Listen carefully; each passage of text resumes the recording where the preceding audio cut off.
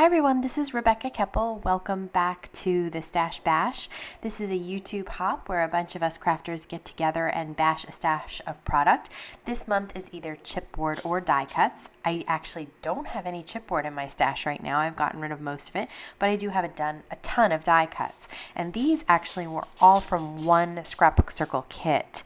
This month, the month of May, the Scrapbook Circle kit had both Ellie Studio die cuts, that's from the Live, Laugh, Love collection.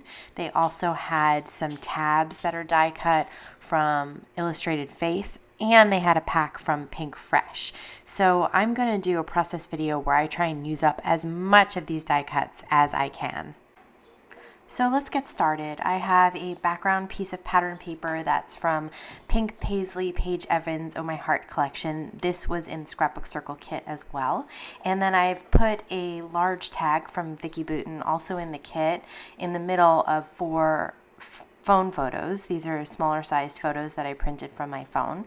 And now I'm just laying down some die cuts in a bunch of different places. Some are behind the phone photos, some are right on the tag, and trying to decide what looks best as far as color combinations and placement of these die cuts. So I'm thinking that there's a few ways to get die cuts stuck down to a layout. One of them is to use just regular adhesive and adhere them flat. Another is to staple them. That would also be flat. And then the third way is to use dimensional adhesive.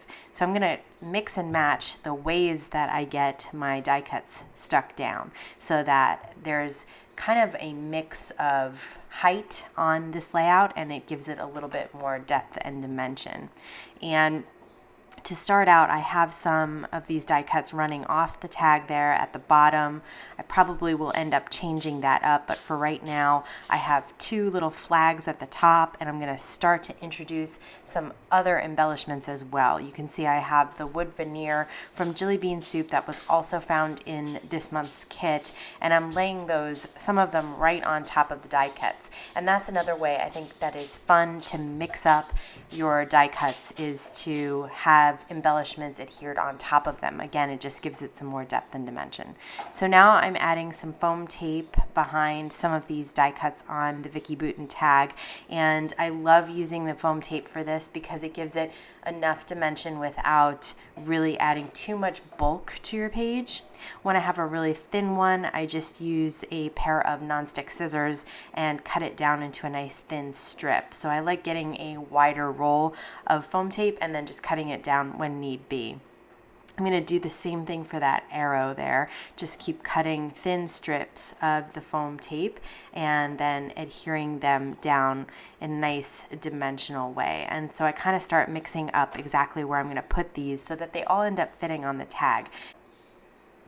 So now I feel like I have most of the tag adhered down, and I did take some just plain adhesive, a Memory Runner XL, which is a tape runner from Thermoweb, and adhere two of them. This way they kind of are a mix and match on this tag. Not everything is popped up, and I really like the look of that as well. Just I think adds a little extra interest. Now I'm going to take some Thermoweb mixed media adhesive and put it on the back of the wood veneer and then adhere those down. I've put the Thermoweb adhesive inside a small bottle so that I could use the Quilled Precision tip there. Now I feel like my tag is ready to be adhered, so I'm going to put Memory Runner right down on the background pattern paper and just lay it down on top and then press it down to adhere. Now I'm going to start working on my photos and the die cuts that go behind them. So I'm going to line up the bottom of the photo with the bottom of the tag and try and figure out how everything else will fit together, considering that's going to be my baseline. So I'm going to put some Memory Runner behind this photo here, but I'm just going to put it in the center of the photo. This way I can tuck some things behind it. So I'm going to cut a little piece of foam tape again for that small Ellie Studio Circle die cut, and then as far as the tabs, they're just going to get adhered down and stuck right behind.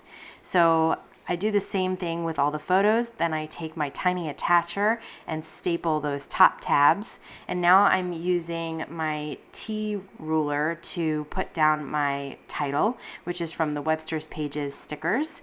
And then I decide that I do need one more die cut and a few more pieces of wood veneer. I do cut the top off one tag so I can stick it behind a photo, and then add another tab on that left-hand side and on the right-hand side.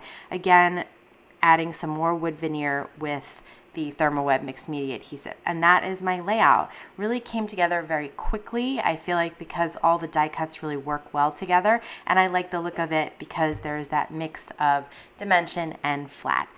So be sure to check out the other ladies involved in the Stash Bash Hop. There are 3 others. I'm going to link all of them down below. And then also be sure to check out this month's Scrapbook Circle kit. I will also have links to that down below. So thanks so much for stopping by. Have a great day.